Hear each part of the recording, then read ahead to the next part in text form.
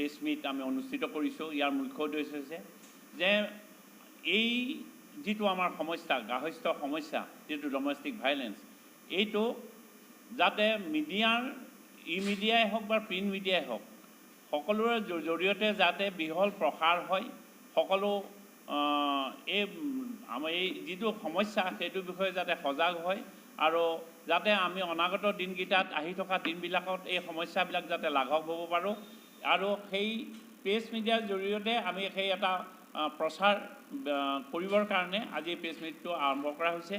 আৰু আমি যিটো আলোচনা চক্ৰত কৰিবলৈ লৈছোঁ, আমাৰ তাৰ 4টা বিষয়ক আমি দৃষ্টি ৰাখি বিশেষকৈ আমি অনুষ্ঠিত কৰিছোঁ।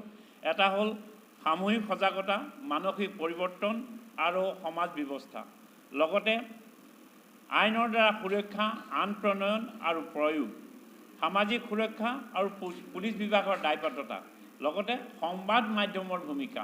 গতিকে যিটো আমাৰ এটা 4th pillar of the democratic কাণ্ট্ৰিত কোৱা হয়, গতিকে সংবাদ মাধ্যমৰ এটা এই ক্ষেত্ৰত এটা বৃহত্তৰ পদক্ষেপ বা ৰোল অন্তৰ্ভুক্তি কৰিব পাৰে, আৰু প্ৰেছ মিটৰ এইখিনি আমাৰ মুখ্য উদ্দেশ্য। ধন্যবাদ।